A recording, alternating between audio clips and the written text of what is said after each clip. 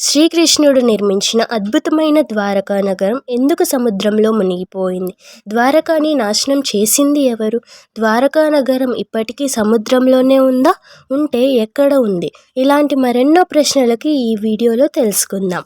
శ్రీకృష్ణుడు మధురాలో జన్మించాడు, గోకులంలో పెరిగాడు మరియు ద్వారకాని పాలించాడు. కానీ అందరి మనసులో వచ్చే ఒకే ప్రశ్న, ఈ అద్భుతమైన నగరాన్ని ఎవరు స్థాపించారని. ఆ ద్వారకను శ్రీకృష్ణుడే స్థాపించారు. ద్వారకా నగరం శ్రీకృష్ణుడి కర్మభూమిగా ప్రసిద్ధి చెందింది. శ్రీకృష్ణుడు కంసుని చంపిన తర్వాత జరాసంధుడు శ్రీకృష్ణుని మరియు యాదవ వంశాన్ని నాశనం చేస్తానని ప్రతిజ్ఞ చేస్తాడు.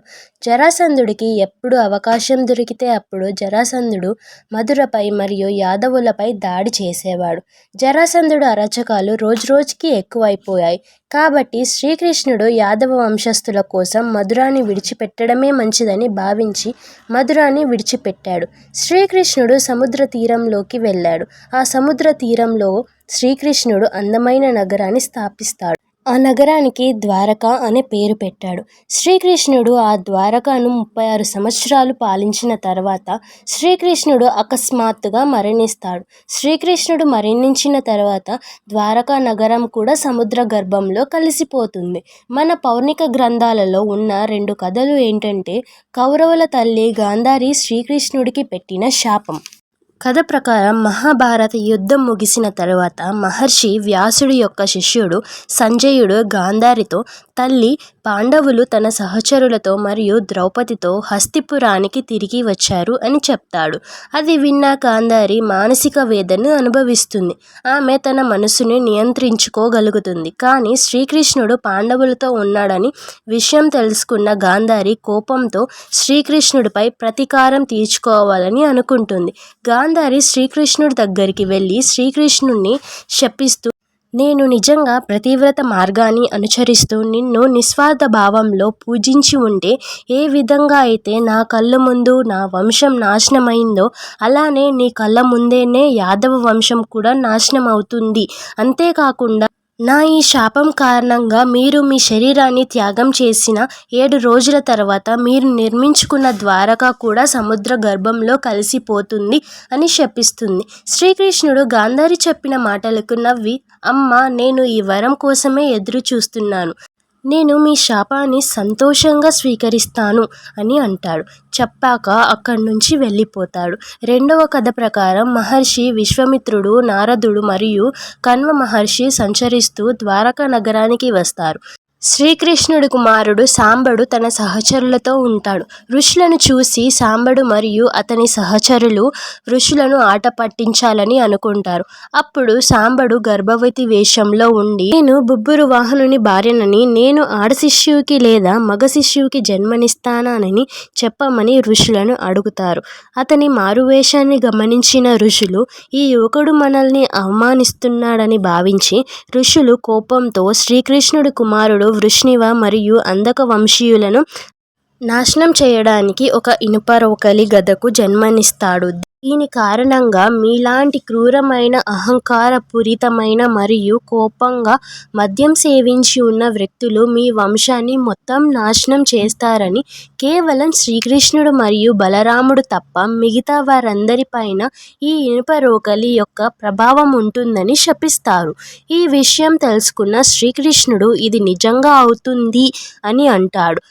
ఒకరోజు సాంబడు పడుకొని ఉండగా అతని పొట్ట నుండి ఒక ఇనుప రోకలి గద సృష్టించబడుతుంది. ఈ విషయం తెలుసుకున్న శ్రీకృష్ణుడు తాత ఉగ్రసేనుడు ఈ ఇనుప రోకలి గదను దొంగలించి దాన్ని ముక్కలు చేయించి దాని సముద్రంలో వేయించేస్తాడు. ఆ రోకలి గదలో ఒక చిన్న భాగం మిగిలిపోతుంది. ఆ భాగాన్ని ఒక చాప మింగేస్తుంది. సముద్రంలో వేసిన ఇనుప గద యొక్క చిన్న చిన్న ముక్కలు ఆ సముద్రం అలలకు ప్రభాస తీరానికి వస్తాయి. దీని తర్వాత ద్వారకాలో కొన్ని వింతైన సంఘటనలు జరగడం ప్రారంభించాయి. ద్వారకాలో సుడిగాలులు వీచడం, తుఫాన్లు రావడం వంటివి మొదలయ్యాయి. ఉన్నట్టుండి ద్వారకాలో ఎలుకల సంఖ్య ఎంతగా పెరిగిపోయిందంటే ఆ ద్వారకాలో ప్రజల కన్నా ఎలుకలే ఎక్కువగా కనబడేవి. ద్వారకా మొత్తం ఎలుకలు చేసే శబ్దాలతో కీచుకీచు అంటూ ఉండేది. కొంగలు గుడ్లగూబల్లాగా, మేకలు నక్కల్లాగా అరవడం ప్రారంభించాయి. పూర్తి ద్వారకలో వింతైన ఘటనలు చోటు చేసుకున్నాయి. ఈ ఘటనలన్నిటినీ గమనించిన శ్రీకృష్ణుడు కౌరవుల తల్లి గాంధారి శాపం నిజమయ్యే సమయం ఆసన్నమైంది అని తెలుసుకున్నాడు. పక్షంలో 13వ రోజున అమావాస్య వస్తుందని తెలుసుకున్న శ్రీకృష్ణుడు మహాభారత యుద్ధ సమయంలో సృష్టించబడినట్లుగా ఈ సమయంలో కూడా అదే యుగం సృష్టించబడుతుందని శ్రీకృష్ణుడు గమనించారు. మరియు శాపాన్ని స్వీకరించిన శ్రీకృష్ణుడు గాంధారి శాపాన్ని నిజం చేయడానికి శ్రీకృష్ణుడు వృష్ణివ, అంధక మరియు ఇతర యాదవ వంశాన్ని చెందిన వారిని తీర్థయాత్రలకు వెళ్ళమని చెప్తారు. శ్రీకృష్ణుడు ఆదేశం మేరకు అన్ని రాజకుటుంబాలు ప్రభాస తీరంలో నివసించడం ప్రారంభించాయి. ఒకరోజు ప్రభాస తీరంలో అంధక మరియు వృష్ణివ యదువంశస్థులు ఒకరితో ఒకరు చర్చిస్తున్నారు. మద్యం సేవించిన మత్తులో సత్యకి కోపంతో కృతవర్మను ఎగతాళి చేసి అవమానించాడు. అప్పుడు కృతవర్మ కురుక్షేత్రంలో భూరీశ్వరుడు నిరాయుధుడిగా ఉన్నప్పుడు అగౌరవంగా చంపాడని సత్యకిని చులకనగా చూస్తాడు. మద్యంలో ఉన్న వారిద్దరి మధ్య మాటా పెరిగి ఇద్దరి మధ్య వైరం పెద్దదవుతుంది. కోపంతో సత్యకి కృతవర్మ తలను నరికేస్తాడు. అది చూసిన అంధక వంశస్థులు కోపంతో సత్యకిని నలుమూలల నుండి చుట్టుముట్టి అతనిపై దాడి చేస్తారు. అది చూసిన శ్రీకృష్ణుడి కుమారుడు ప్రద్యుమ్ సత్యకి సహాయంగా అంధక వంశస్థులతో పోరాడుతాడు. ప్రభాస తీరంలో అంధక వంశస్థులకు ఎలాంటి ఆయుధాలు దొరకకపోవడంతో సముద్రపు అలలో కొట్టుకువచ్చిన ఇనుప రోకలి గద ముక్కలను కర్ర అంచుకి తొడిగించి ఆయుధాలుగా చేసుకొని అంధక వంశస్థులు సత్యకి మరియు ప్రద్యుమ్నుడిపై దాడి చేస్తారు. అంధక వంశస్థులు సంఖ్య పెరిగిపోవడంతో వారిద్దరూ ఓటమిని ఒప్పుకోక తప్పలేదు. చివరికి అంధక వంశస్థుల చేతిలో మరణించారు.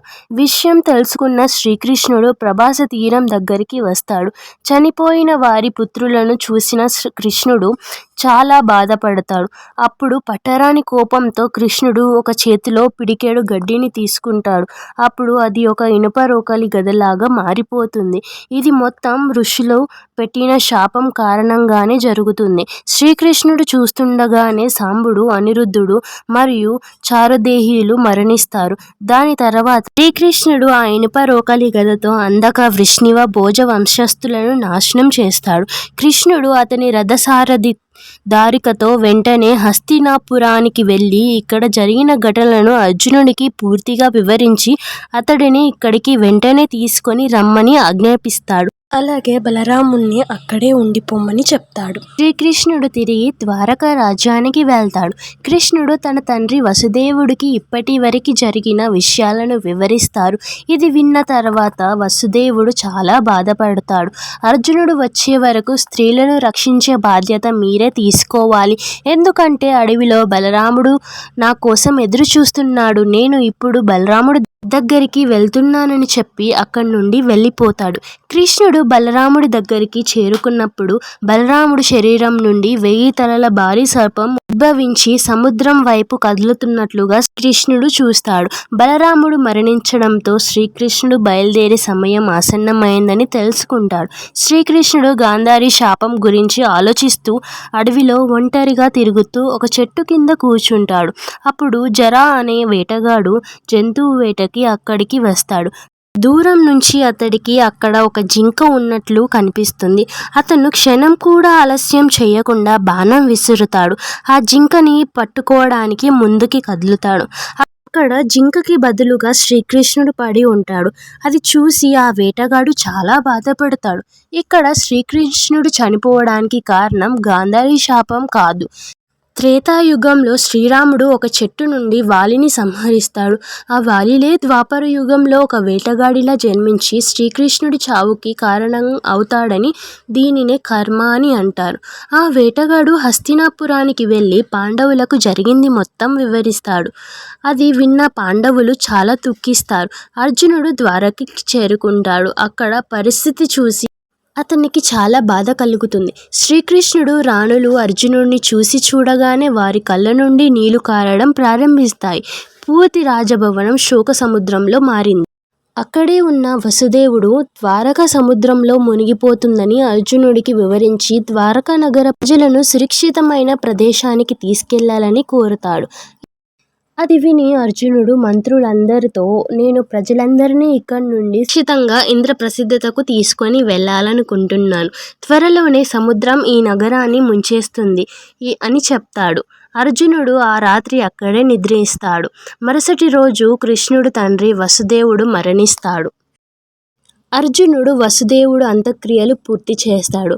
అలాగే బలరాముడు శ్రీకృష్ణుణ్ణి వెతికి వాళ్ళకి అంత్యక్రియలు పూర్తి చేస్తాడు. 7వ రోజు అర్జునుడు శ్రీకృష్ణుడి కుటుంబం మరియు ద్వారకా నగర ప్రజలందరితో ఇంద్రప్రస్థకు బయలుదేరతారు. వారందరూ వెళ్ళగానే ద్వారక సముద్రంలో మునిగిపోతుంది. ద్వారక 5300 సంవత్సరాల నాటిది. సముద్రంలో మునిగిపోయింది. ద్వారకా నగరాన్ని సముద్రుడు తనలో కలిపేసుకున్నాడు. మీకు ఇలాంటి వీడియోలు కావాలి అంటే సబ్స్క్రైబ్ చేసుకోండి.